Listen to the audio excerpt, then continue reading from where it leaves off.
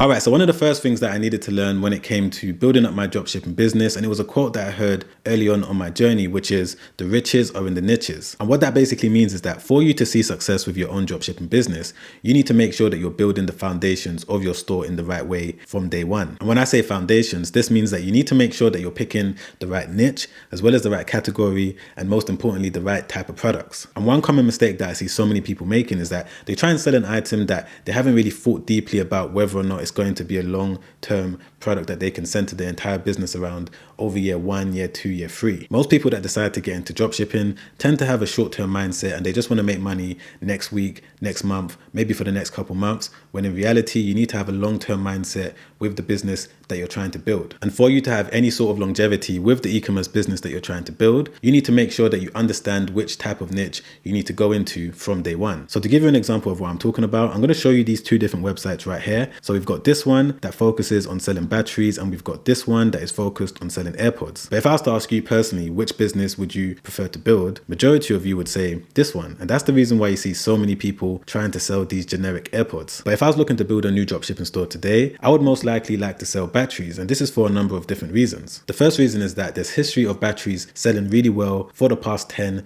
20 years. And they're most likely going to sell well over the next 10 years, which means that if you build a dropshipping store around a niche that is going to be able to sell products that require customers to come back and buy it again and again, you're going to be able to generate recurring income from your business. However, when it comes to AirPods, I'm not saying that you're not going to be able to build up recurring income, because you may be able to, depending on how you structure your store and the type of products you sell, but there's no guarantee that a customer is going to come back and buy the exact same item after they've bought it. Maybe if they lose it, or maybe if they break it, or maybe if they want to buy one for their friend or their family member, but there's no guarantee that the customer is 100% going to come back. However, when it comes to selling an item like this, there's a 100% certainty that the customer is going to come back as long as you've offered them a quality item, good customer service, fast shipping. So just for the record, I'm not saying that you need to sell batteries. All I'm saying is that you need to bear this in mind when it comes to you being at the start of your dropshipping journey. Make sure that you properly think about what type of category that you're going to build your business around. Don't just sell something because it might be trending for the moment, and don't have a short-term mindset when it comes to the type of business that you're going to build. Okay, so swiftly moving on to the second most important lesson that I needed to learn for me to go from being broke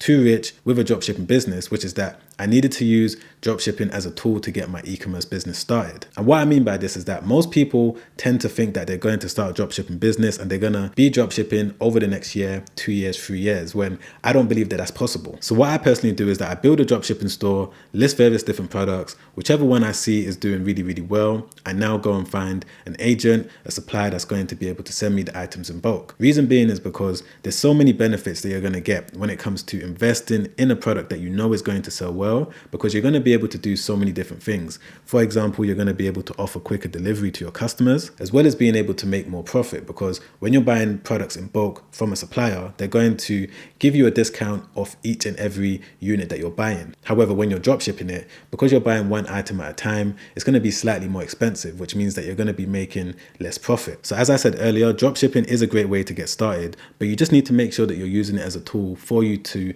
prove the concept of your business. And then eventually after that, you now need to figure out how you're going to get the orders to your customers even quicker. And this is more important to do, especially if you live in countries like the UK or the US. And just to give you an example of what I'm talking about, I'm just going to jump into the laptop and show you this website that I found that's showing us who spends the most money online in terms of all of these different countries. And as you can see, the UK is the #1 country that spends the most in terms of e-commerce spend. Number 2 is the United States. Surprisingly, number 3 is South Korea, France, China, Australia, Canada, etc., etc. So just to confirm the point that I'm trying to make, which is that of course you want to start off with dropshipping, especially if you've got low budget, you don't have a lot of money to invest in products, and you also want to test which items are selling well without actually risking spending money on inventory up front. But if you do get to the point of wanting to scale your dropshipping business and you want to take it to the next level, and you're also living in one of these popular countries when it comes to e-commerce spend, you now need to figure out exactly how you're going to buy products in bulk so that you're going to be able to run your e-commerce e-commerce business a lot more efficiently. All right, so moving on to the third most important lesson that a lot of you guys need to be aware of when it comes to succeeding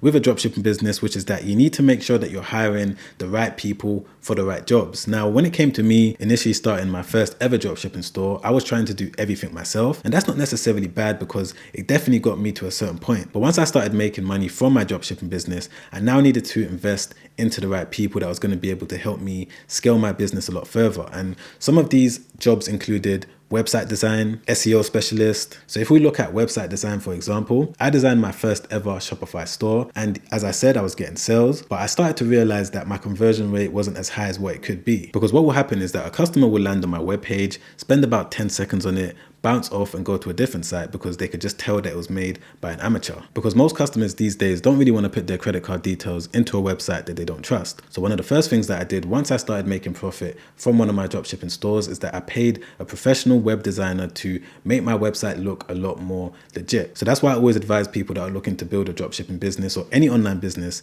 to outsource various different tasks that you know are important in the growth of your business and you don't necessarily have the skills available for it. And one of the websites that I use to do that is Upwork. And it's a very simple process because you can sign up for free. You're going to be able to find people that have amazing skills and amazing talents in different countries where you're not going to have to pay that much. But the money that you are going to be able to pay them is going to go a long way for them. And the skills that they're going to be able to provide you with are going to go a long way for you. So let's say, for example, you're looking for someone to help you with web design. I've just typed in web design Shopify right there. You're just going to click on search. As you can see, there's so many different freelancers to choose from. You're going to be able to scroll through and read all of their different reviews and also take a look at their job success rate. See whichever one stands out to you, contact them, let them know your requirements, and then just take it from there. Okay, so moving on to the final thing that I'm going to discuss in this video that most of you need to be aware of if you're looking to be successful with a dropshipping business, which is that you need to make sure that you don't quit too soon. And the reason why I'm letting you guys know this is because there's going to be so many times on your journey where you're going to feel like you want to give up, you want to quit. But if you truly believe that you're going to be able to grow a successful e-commerce store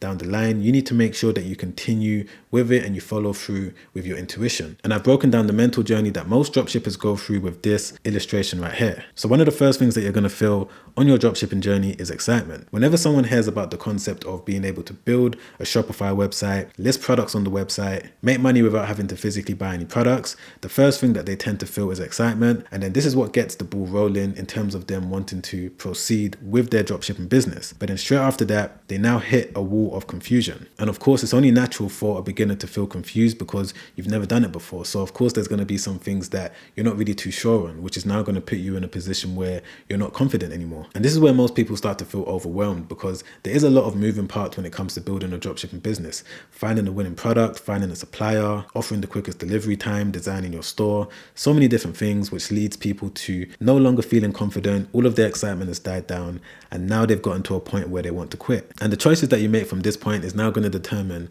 what type of life are you going to live. Are you going to be one of those people that are going to say making money online is dead, it's not possible? Or are you going to have a more optimistic mindset and know that it is possible because there's thousands of people doing it? So for me personally, once I got to this point, I decided that I was going to switch my mindset, have an optimistic mindset, and start looking for the opportunities instead of looking for potential failures. And from that point, I now got to the stage of being ready to grind again, which led me to being laser focused in accomplishing all of my goals with my dropshipping business. And then eventually I got to a point of success, being able to live the life of my dreams. And being aware of this mental journey can definitely help any one of you guys that are watching this video right now to know that any of these negative emotions that you're going to feel are just natural for anyone that is trying to start an online business. But it's all about making sure that you deal with all of these different emotions in the best way as they come along. And of course, there's so much more that goes into starting a dropshipping website. I just wanted to give you guys the basics just so that you make sure that you take the right steps when you first get started. But if you've enjoyed this video so far, don't forget to press the like button. I'll really appreciate that. Thank you so much. Don't forget to subscribe as well. Hit the bell notification. And if you want to watch a completely free webinar where I go through my story of making